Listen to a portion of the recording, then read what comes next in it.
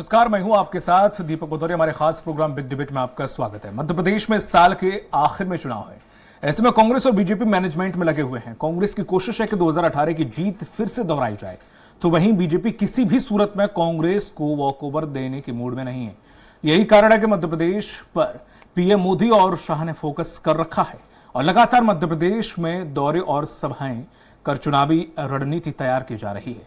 आज चर्चा इसी मुद्दे पर देख लेते एक रिपोर्ट।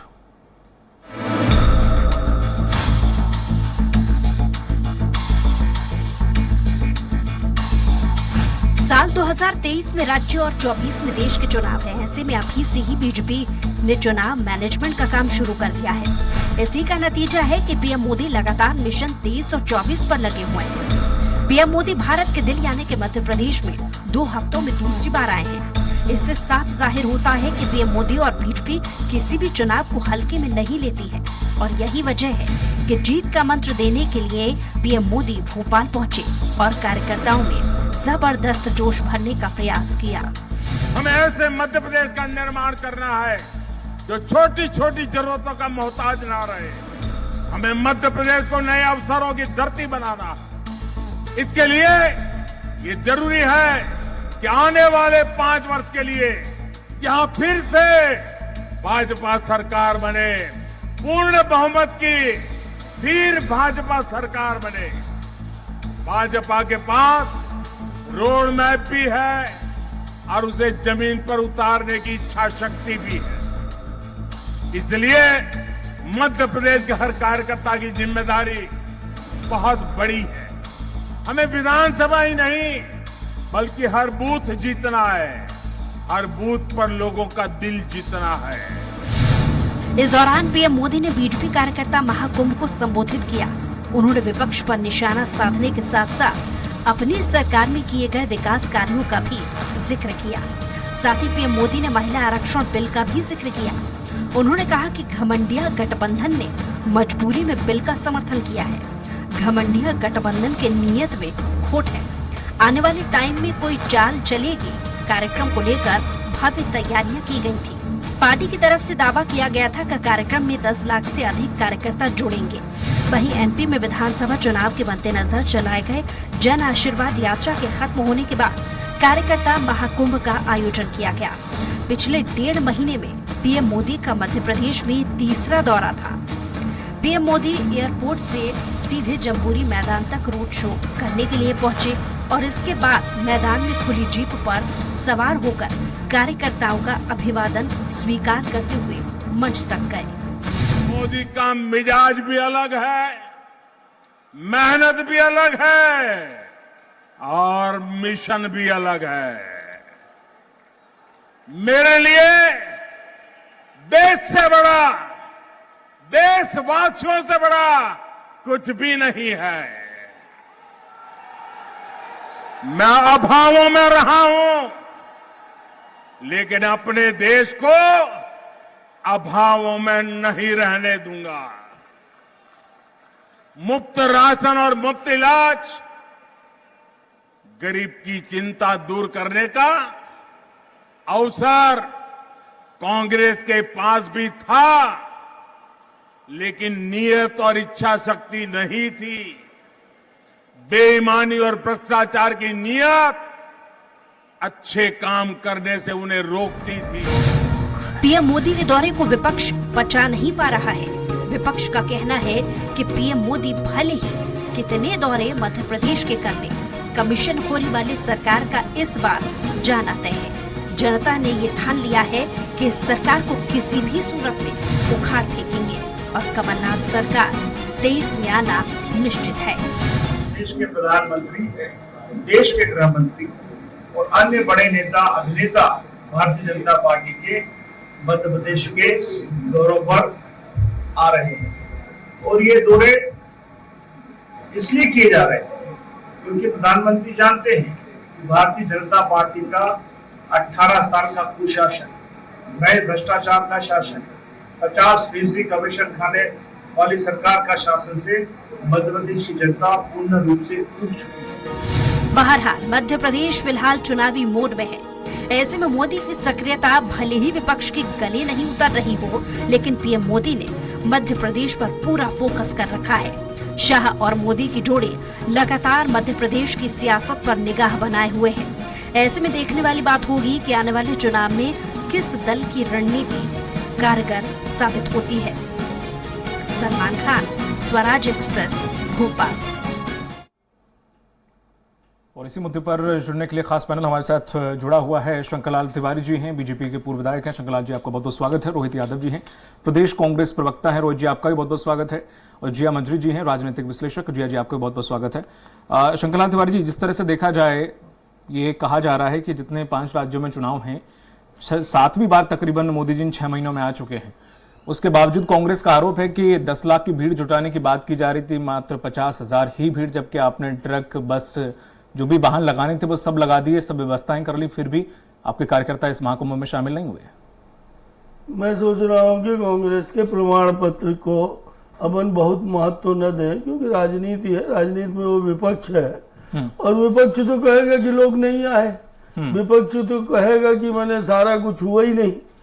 पर जो मैंने जनता से सुना, जो मैं भी गया था उस कार्यक्रम में, मैं भी था। अच्छा। और इस नाते एक मैं था तो मैं कुछ नहीं, मैंने एक छोर से दूसरे छोर तक कोई जान ही नहीं सकता था। आपके भी स्टूडियो से तमाम लोग कवर कर रहे होंगे उस कार्यक्रम। जी जी जी। मैं सोचता हूँ अपेक्षा से अधिक लोग आए और अच्छी व्यवस्था से आए, और उनके मोदी जी का भाषण भी, मैंने सामान्य कार्यकर्ताओं से ऐसी बकेन, भैया मोदी जी कितना बढ़िया बोले। तो अपना अपना चश्मा और अपना अपना नजरिया होता है। उनके दिमाग में कांग्रेस को विरोध करना वो करेंगे, पर मैं सोच रहा हूँ कि उनको आईना दिखाया है। जो जबरदस्ती कहते हैं कि कभी 15 अगस्त को झंडा फहराएंगे, कभी 26 जनवरी को झंडा फहराएंगे। अभी मैं देख रहा हूँ कि सरकार बनेगी ही। अरे भैया, आप मैदान में हो, हम मैदान में हैं, हमने अपना कार्यक्रम किया है, आप अपना कार्यक्रम करो और उसके बाद जनता को निर्णय करने दो। और जहां तक मोदी जी की बात है, तो मोदी जी पूरे विश्व में सर्वमान्य नेता हो रहे हैं, हम सबके लिए गौरव की बात है। और जहां तक देश के अंदर की बात है, तो जो संभव है, मुझे भी लगता है, मैं जीवन भर से काम कर रहा हूं, जो संभव वो किया है। आलोचना हमेशा होनी चाहिए, सबकी होनी चाहिए, क्योंकि आलोचना होने से अहंकार नहीं आता, आलोचना होने से काम में सुधार आता है। पर कांग्रेस आलोचना नहीं करना चाहती। कांग्रेस सिर्फ विघ्न संतोष और टीका टिप्पणी करके और अपने कर्तव्य की तीसरी मान रही। अभी भी वो चुनावी भाषण टीवी में बैठ करके, चैनल में बैठ के कर रही है। महंगाई बढ़ी है और तमाम भ्रष्टाचार हुआ। पूरा विपक्ष इस बार जो कांग्रेस का था बहुत मजबूत था हाउस के अंदर। इतने विधायक पिछले 15 साल में कभी कांग्रेस के पास हाउस के अंदर नहीं थे, पर इनकी उपस्थिति, इनका अविश्वास प्रस्ताव जोक बन गया। कमलनाथ जी ने खुद चीफ व्हिप नहीं माना। मैं कमलनाथ जी को बड़ा नेता मानता हूं, सम्मान देता हूं, आदर करता हूं, मेरे न करने से उनके व्यक्तित्व में कोई फर्क भी नहीं पड़ना। और he is saying to this कि मैं हाउस इसलिए नहीं जाऊंगा कि मुझे शिवराज सिंह का भाषण सुनना पड़ता। ये वो आदमी कह रहा है जो कभी देश की सबसे बड़ी पार्टी का संसदीय मंत्री रहा हो पार्लियामेंट के अंदर। अरे विधानसभा की अवमानना मत करो, पार्टी के व्हिप की अपमानना मत करो। तो कुल मिलाकर के इस समय चुनाव जो है इनके हाथ से निकल चुका है। ठीक है। और भारतीय जनता पार्टी अपने कामों के आधार पर जा रही है, और इसलिए जहां सीधे सीधे हमारे काम है, वहां मैं सोचता हूं कोई बट्टा और कोई खट्टा मीठा स्वाद नहीं आने वाला। ठीक है। रोहित जी, जिस तरह से मोदी जी की यह 7वां दौरा था 6 महीने के अंदर, हालांकि उसके बाद राजस्थान में ज्यादा नहीं गए और छत्तीसगढ़ में से 2 ही बार गए, बाकी मिजोरम तो ऐसा रहा कि नहीं, वहां पे बिल्कुल भी नहीं गए। लेकिन मध्य प्रदेश उनका ये लगाव, कहीं आपको ऐसा तो नहीं कि डर लग रहा हो कि मोदी जी आएंगे तो कहीं ना कहीं वोट खींच सकते हैं, क्योंकि चेहरा उन्होंने पेश नहीं किया। जाहिर सी बात है कि मोदी जी का ही चेहरा आगे रख के बीजेपी आगे बढ़ रही है।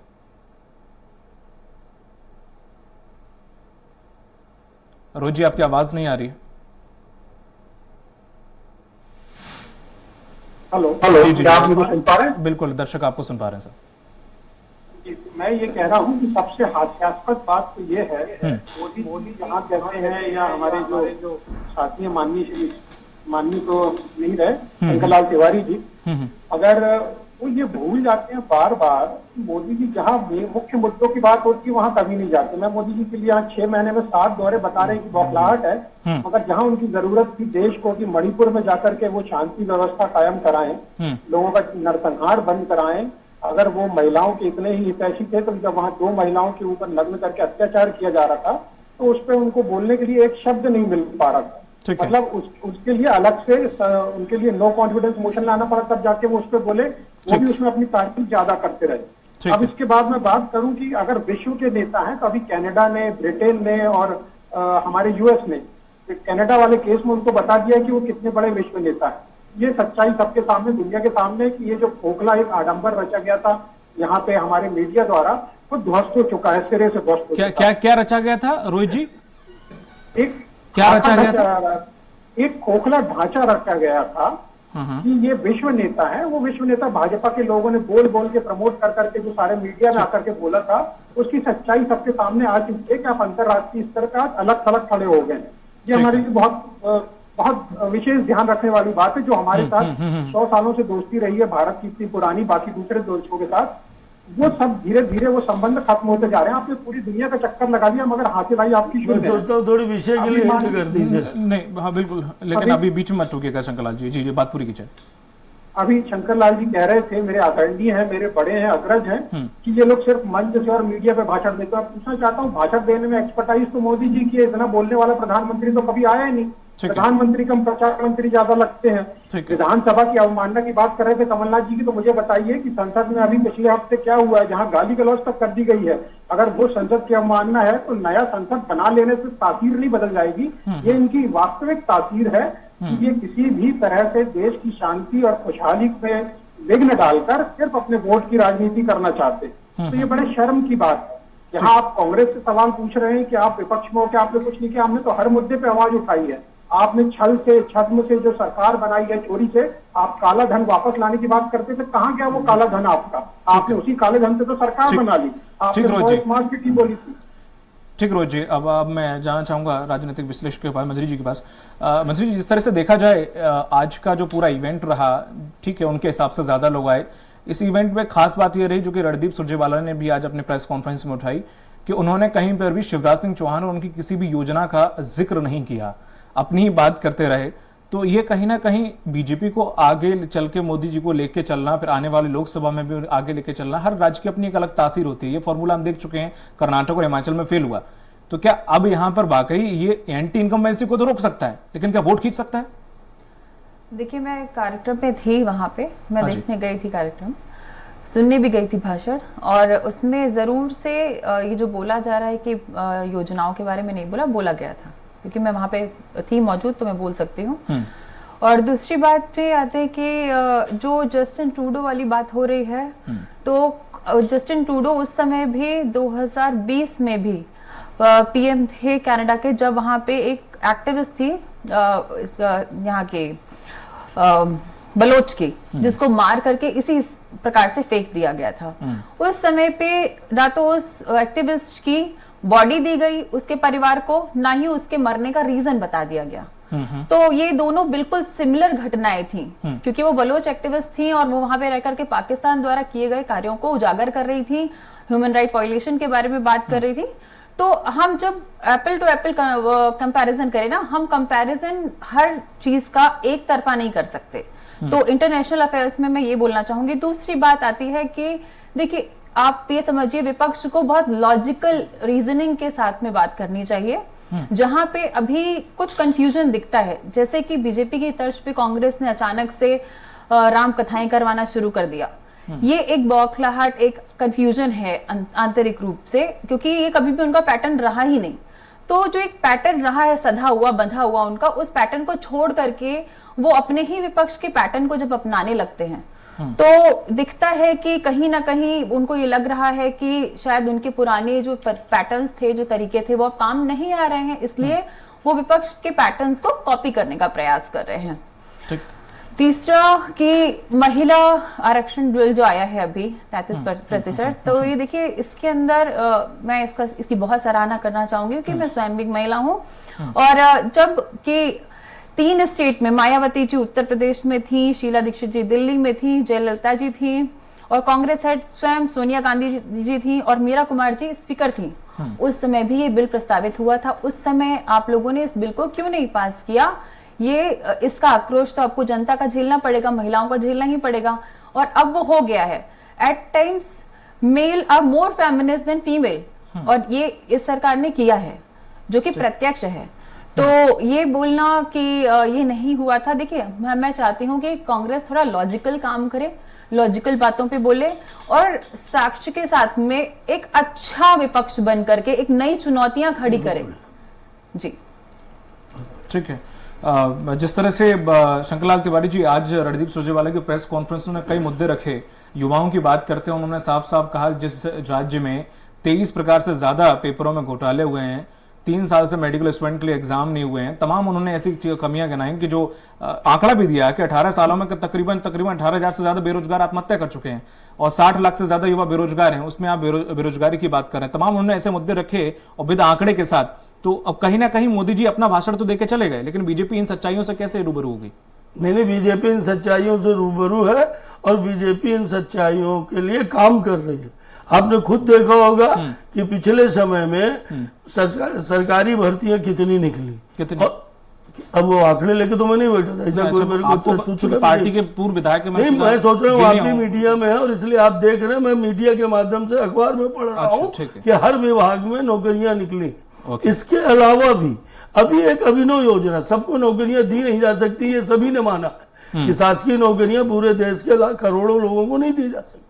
पर अभी मध्य प्रदेश के अंदर पहली बार कांग्रेस ने तो अपने पिछले वचन पत्र में कहा था कि हम बेरोजगारों को बेरोजगारी का भत्ता देंगे, एक को भी नहीं दिया। सवाल तो इनके ऊपर है कि आपने वचन पत्र में कहा बेरोजगारों को भत्ता देंगे और वो आपने एक को भी नहीं दिया।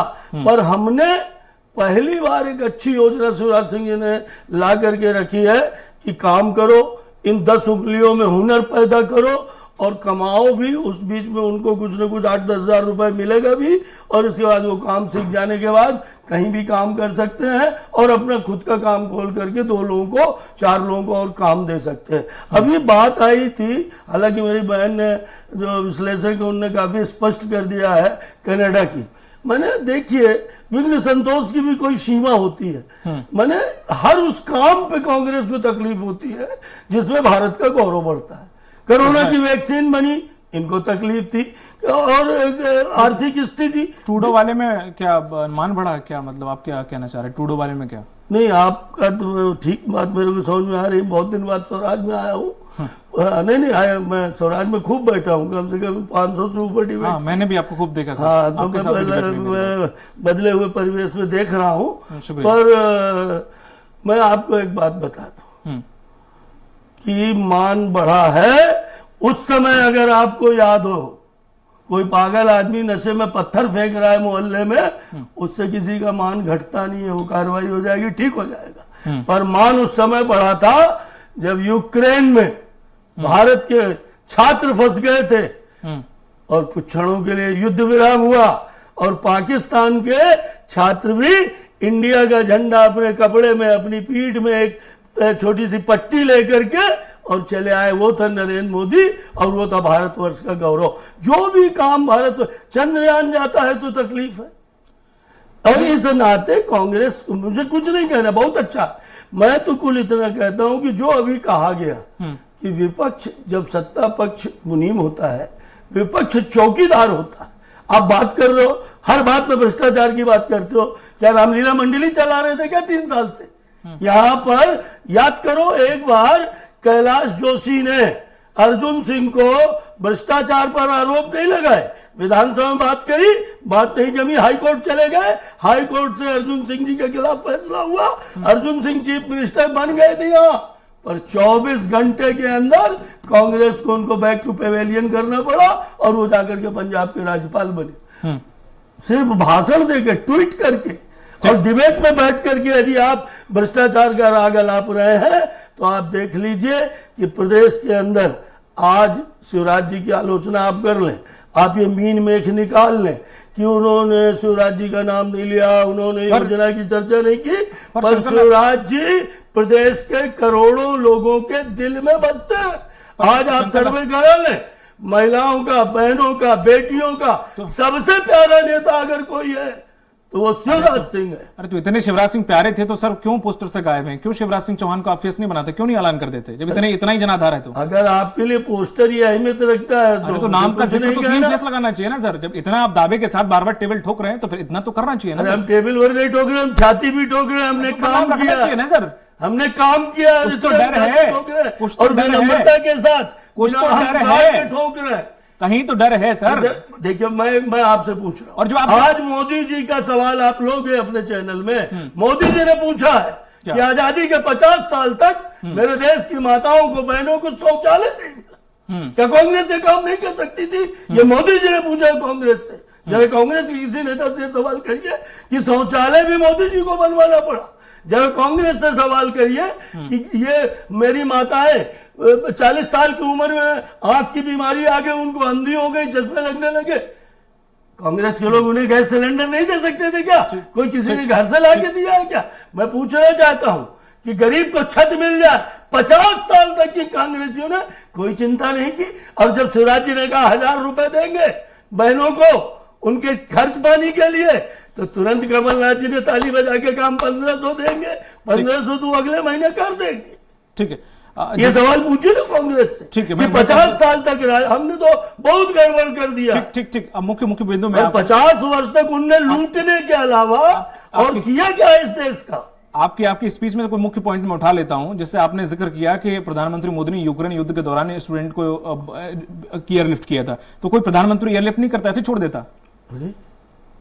नहीं तो रशिया अपना अलायंस है ना सर, तो इतना कर दिया, बहुत बड़ा वो काम कर दिया गया। मैं तो सोचता हूँ बड़ा काम हुआ। आपको आपके चैनल को लगता है कि नहीं हुआ तो मुझे कुछ नहीं कहना। नहीं, तो आपको लगता है कि प्रधानमंत्री हाथ में हाथ रख के बैठ जाना चाहिए था? नहीं, मैं कह रहा हूँ वो बहुत बड़ा काम हुआ, और इसे आपके अलावा पूरे देश दुनिया के लोग मानते हैं। जिस देश को अमेरिका के पास मोदी जी बार बार जाके पहुंचते हैं, जिस अमेरिका का बार बार नाम जपते हैं, वही अमेरिका, आपको पता है ट्रूडो वाले मामले में 5 देशों के आई जो देश बोले जाते हैं उसमें अमेरिका ने इंटेलिजेंस दिया। मैं सोचता हूँ कि नहीं, ये ट्रूडो के मामले की वजह से कुछ भी निकले रिजल्ट, उससे मतलब नहीं है। ट्रूडो के मामले में आपकी भारत देश की छवि कितनी खराब हुई आपको पता है? मैं सुनिए तो, मैं सोचता हूँ कि ट्रूडो का मामला मेरी छोटी बहन ने जो एक्सप्लेन किया उससे ज्यादा और कुछ नहीं एक्सप्लेन करने की जरूरत है। पर इसके बावजूद भी आपको अगर लग रहा है कि अमेरिका बार बार जाते हैं और अन्य देशों में प्रधानमंत्री जाती है, आरोप तो बहुत लग चुके हैं, और उसका सामने उपक्रम ये है कि बार बार जाने का लाभ ये मिला है कि देश के अंदर, विदेश के अंदर भारतीय नागरिक की, भारतीय छात्रों की और भारत की छवि बढ़ी। और अच्छा। आप देखिए, सुनिए तो, आप देखिए कि वाइडन ठीक गले मिलता है आपके शंकर जी, आपको समय बहुत मिल गया, आप थोड़ा समय रोहित जी के पास जाओ। रोहित जी, जिस तरीके से उन्होंने साफ साफ कहा है कि बीजेपी आ रही है, और उन्होंने कई मोदी जी के काम भी बड़े बड़े गिना दिए, हालांकि वो बात अलग है, मैंने काउंटर किया उन्हें कुछ सवालों का, लेकिन सवाल ये भी खड़ा होता है कि मोदी जी अगर फेस बन रहे हैं, अगर शिवराज सिंह चौहान जी को पीछे रखा जाए, शौचालय क्यों नहीं बने? मैं पूछ रहा हूँ, आप पूछ लो। अच्छा ठीक है, मैं पूछ लूं। हाँ, उन्होंने ये कहा कि अब तक शौचालय क्यों नहीं बने, एक बड़ा कॉमन सा, हालांकि वो बात उन्होंने नहीं देखा कि पुल पुलिया पूरा देश का डेवलपमेंट हुआ, लेकिन 14 सालों में जो शौचालय बने हैं वो आपने क्यों नहीं बनाए? पहले तो ये बताओ आप। शौचालय बनाना जरूरी था, देश बाकी सब ठीक है, बिजली गई गांव तक, सड़कें बनी, लेकिन शौचालय आपने नहीं गई भैया। आप जो बिजली में तो दिग्विजय सिंह की सरकार, सर आप इतना तो हम भाषण सुनने थोड़ी आए सर, पूरे देश की बात करो सर, हमने भी देखा है सर, की सरकार गई सर, हमारी भी 30 साल हो गए सर, पावर बिजली थी। आप सुन लीजिए, अब मुझे भी बोलने का समय दे दीजिए। रोहित जी, शंकर लाल जी, अगर इतना ही सब कुछ किया था तो मेरा एक बॉटम लाइन सवाल है शंकर लाल तिवारी जी से कि आप अपना पिछला चुनाव क्यों हार गए और भाजपा 2018 क्यों हार गई? आपने इतनी ही सेवा करी थी, इतने ही शौचालय, इतने ही घर बनाए, सब कुछ ईमानदारी से किया, 50 साल में कुछ नहीं हुआ। भले आज वो जो कुछ हुआ उसको बेच के आप अपना माथा गर्व से नहीं उठाते सकते हैं। तो मैं ये पूछना चाहता हूँ, आप लोग पिछला चुनाव मध्य प्रदेश में क्यों हार गए? पहली बात। दूसरी बात, जिया मंजरी जी ने बड़ा सिलेक्टिव आंसर दिया मेरे वक्तव्य के ऊपर। मैं ये पूछना चाहता हूँ जिया जी, अगर आप इस बात से हर्षित हैं, हम भी हर्षित हैं कि महिलाओं को आरक्षण मिला है, मगर ये बात भी बताइए कि मणिपुर के मुद्दे पे आपने क्या बोला? क्या महिला पहलवानों के साथ जो ब्रजभूषण सिंह ने किया, अभी भी उनकी संसद बोलेंगे कि आज का डिबेट मणिपुर है क्या बरकरार है? आज की डिबेट का सब्जेक्ट मणिपुर है क्या? तो आपने भी तो सर 1950 में ले गए, तो मैंने भी तो नहीं रोका बता देता आपको। हूँ, अगर महिला के बिल पे इतना ही था तो ये आज आपके पेपर का एक पन्ने पे का ऐड है। बहुत सारे चैनलों पे बैठ के चर्चा कर चुकी हूँ और बहुत बार ये बोली हूँ कि मणिपुर मुद्दा नहीं है, लेकिन महिला मुद्दा उससे बड़ा है। आप सारे स्टेट छोड़ के अगर सिर्फ मणिपुर की बात करेंगे तो ये महिलाओं की इंसल्ट है, ये महिलाओं का शोषण करना है। कि राजस्थान में अगर एनसीआरबी की रिपोर्ट एक कहती है कि आपके यहाँ पे सबसे ज्यादा क्राइम हो रहा है, तो आप वहाँ की महिलाओं को अलग मानते हैं क्या? अगर दिल्ली में 32 टुकड़े कर करके एक लड़की को मार दिया जाता है, अब आपने सवाल किया है तो आप सुन लीजिए। उसको अलग मानते हैं क्या? अगर दिल्ली में दिन दहाड़े चाकू से घोप करके किशोरी बच्ची को मार दिया जाता है, तो आप उसको गलत समझते हैं क्या? नहीं, मैं महिलाओं के विषय में बात कर रही हूँ आपसे। देखिए, मैं किसी पार्टी की प्रतिनिधि नहीं हूँ, आप मुझसे महिला की बात करेंगे, मेरे लिए टची मैटर है for sure, because I am महिला ऑलरेडी। तो आप ये बताइए कि आप मुद्दा आप स्टेट वाइज मुद्दे गिनते हैं, आप स्टेट वाइज मुद्दे गिनते हैं कि महिला जहां जहां पे प्रताड़ित है, जहां जहां पे परेशान है, जहां जहां मारी जा रही है, जहां जहां सताई जा रही है, जहां जहां जलाई जा रही है, उसको गिनते हैं। आप अपनी सुविधा के अनुसार आप मुद्दा उठा लेंगे महिला का, नहीं आप अपनी सुविधा के अनुसार महिलाओं के लिए बात करेंगे कि जब आपको सुविधा होगी तब तो महिला हो जाएगी। तो आप भी तो वही सुविधा पे बात कर रही हैं। बिल्कुल भी सुविधा से बात नहीं कर रही हूँ, मैं आपको केसेस गिना सकती हूँ ना। वेस्ट बंगाल में जब महिलाओं को घसीट घसीट के मारा गया था, तब आप कहाँ सो रहे थे? आपको बताती हूँ मैं, राजस्थान के अंदर आपके ही एक मंत्री हैं, उनके ही कोई ड्राइवर थे, उन्होंने जबरदस्ती अपहरण करके लड़की का उससे ब्याह कर लिया। जब आप क्या सो रहे थे?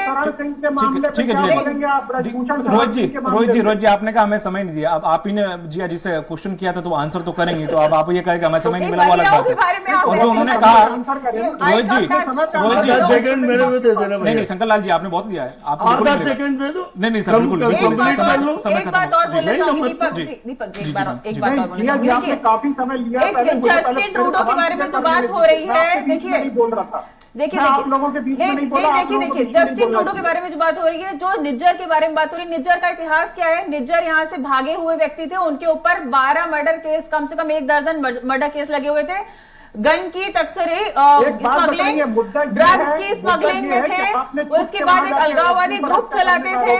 उसके बाद नकली पासपोर्ट रवि शर्मा के नाम से बनाकर के कनाडा में घुसने की घुसपैठ करने की कोशिश करी। उसके बाद में एक विवाहित स्त्री से कॉन्ट्रैक्ट मैरिज करी। उसके बाद में पता नहीं किस प्रकार से उनको वीजा मिल गया। आप कैसे क्रिमिनल की अपने एक बात तो आप उसके बारे में बात नहीं करते हैं। आप ये समझिए ना कि आप वरीयता किसको दे रहे हैं? चॉइसेस क्या है आपकी? क्रिमिनल चॉइसेस है आपकी, समय खत्म हो गया, ह्यूमन राइट एक्टिविस्ट चॉइस है आपकी। ठीक है समय खत्म हो गया, माफी चाहूंगा जिया जी, रोहित जी और शंकरलाल तिवारी जी। शंकरलाल तिवारी जी माफी चाहूंगा, अब इस डिबेट को आगे मैं नहीं ले जा पाऊंगा। आपका बहुत बहुत शुक्रिया तीन लोगों को हमारे साथ जुड़ने के लिए।